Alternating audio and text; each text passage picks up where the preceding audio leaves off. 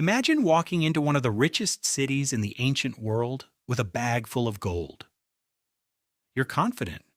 Why wouldn't you be? Gold has always meant wealth. Kings wore it, empires fought over it. People crossed deserts and sailed dangerous seas searching for it. You step into a crowded marketplace. The air smells of smoke, leather, and fresh bread. Merchants shout in a dozen different languages. Camels groan beneath impossible loads. Somewhere nearby, a blacksmith hammers glowing metal into shape. You stop at a merchant's stall. Without saying a word, you place a heavy piece of gold onto the table. He looks at it. For a moment, you expect him to smile. Instead, he slowly pushes it back toward you.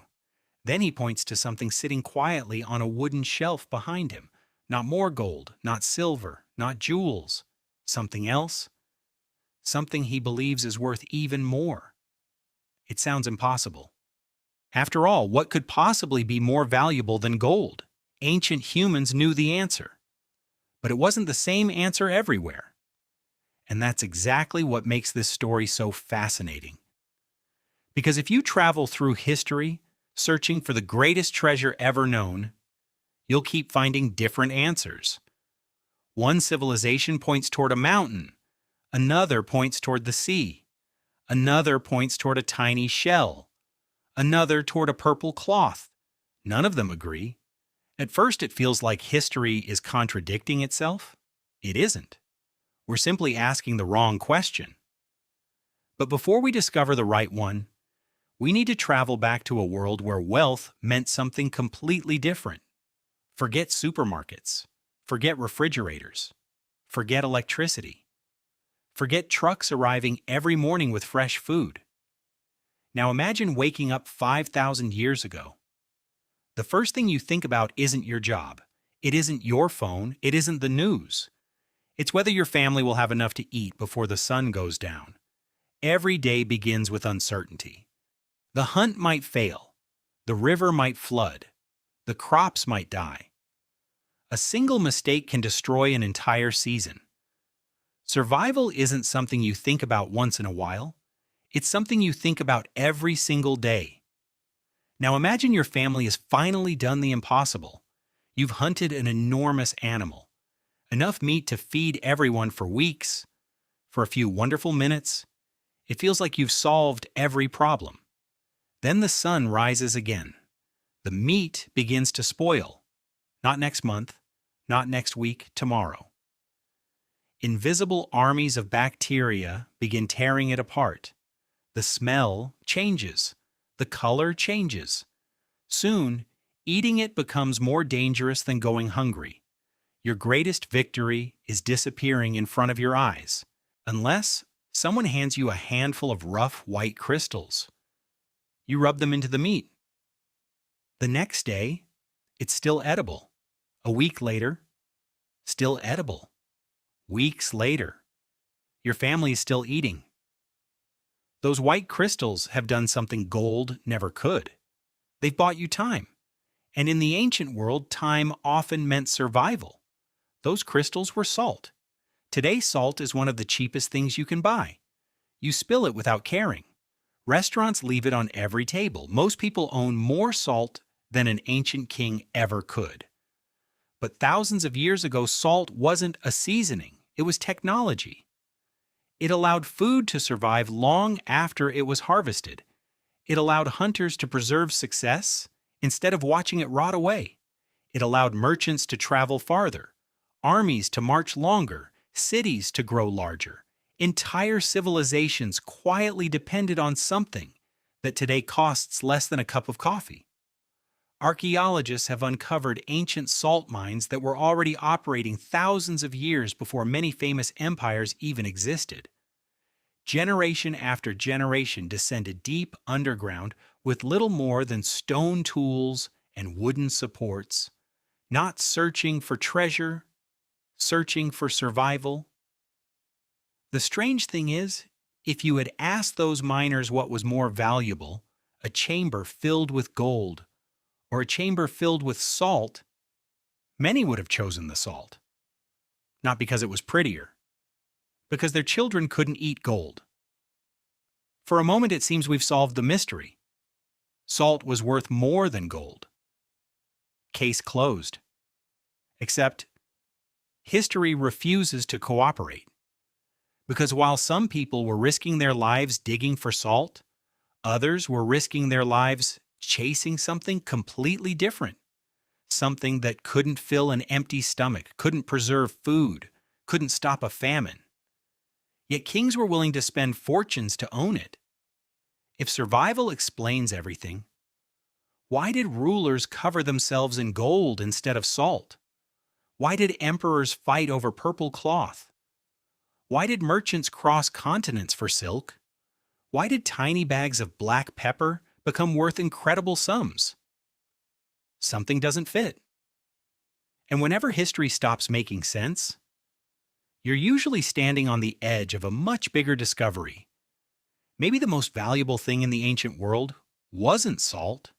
Maybe it wasn't gold either. Maybe every civilization was protecting a different treasure. And maybe those treasures had something far more important in common than anyone realized. So let's follow the clues. The first clue was salt. It solved the problem of survival. Without it, food disappeared. Armies weakened, trade slowed, cities struggled to grow. But eventually something remarkable happened. For the first time in history, many civilizations began producing more food than they immediately needed. It wasn't a dramatic moment. No one woke up and announced that humanity had entered a new age. Yet everything changed.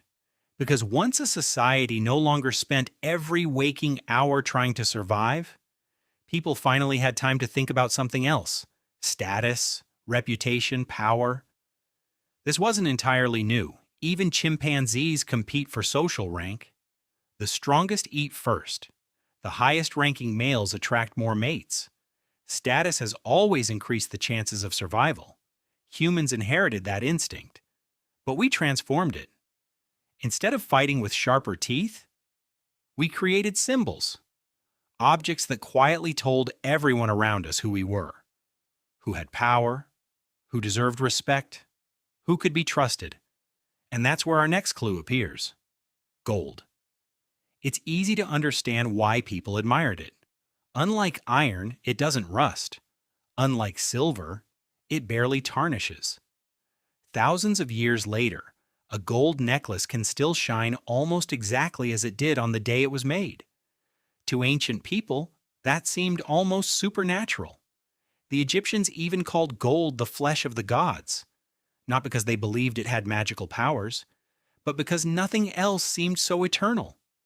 Generation after generation watched buildings collapse. Wood rot. Clothes decay. People grow old.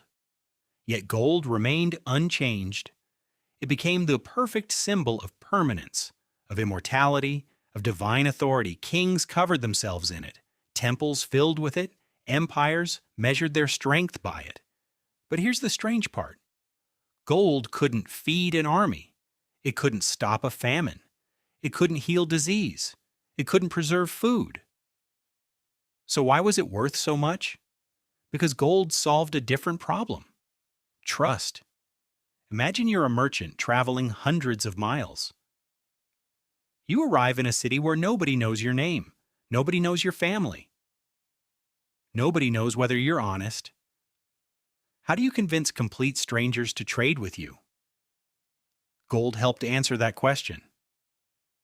It was rare, easy to recognize, difficult to destroy, easy to divide. Almost everyone agreed it had value, not because they needed the metal itself, but because they believed someone else would want it tomorrow. That may sound ordinary today. In reality, it was one of humanity's greatest inventions. Shared belief. Entire civilizations began functioning because millions of strangers trusted the same symbols: money, crowns, flags, laws. Gold became one of those symbols. Not because it created value, but because it stored it. That was our second clue. The third was even stranger: purple. Today it's simply another color. You can buy a purple shirt almost anywhere. In the ancient Mediterranean, it was almost unimaginable luxury. The famous Tyrian purple came from tiny sea snails. Not dozens, not hundreds, thousands, sometimes tens of thousands, just to produce enough dye for a single robe. The process took enormous amounts of labor. The smell was so terrible that workshops were often built far from cities. When the dye was finally finished, its color hardly faded. It remained brilliantly purple for years. Soon, the color itself became a message. I am wealthy. I hold power. I belong to a different world than you. Eventually, some rulers even restricted purple clothing to the royal family. Owning the color became almost as important as owning a crown. But once again, purple couldn't feed anyone. It couldn't build a house. It couldn't stop hunger. It solved another invisible problem: status. Our fourth clue came from the other side of the world: silk. For centuries, China carefully guarded the secret of producing it. Anyone who revealed that secret risked severe punishment. Why? Because silk was far more than soft fabric. It became diplomacy, trade, influence, power. Entire trade routes stretched across continents because kingdoms desperately wanted it. The Silk Road wasn't built because people needed more clothes. It connected civilizations because silk represented something almost impossible to copy: prestige. One piece of fabric could communicate wealth before its owner ever spoke a single word. And then there were spices: black pepper, cinnamon, cloves, tiny things. Easy to overlook today, yet merchants crossed deserts and oceans to obtain them. Some voyages lasted months, others lasted years. Many never returned home. At first glance, it seems absurd. Why risk your life for something that fits inside your hand? Because those spices weren't just flavor. They represented access to distant worlds. They transformed ordinary meals into extraordinary ones.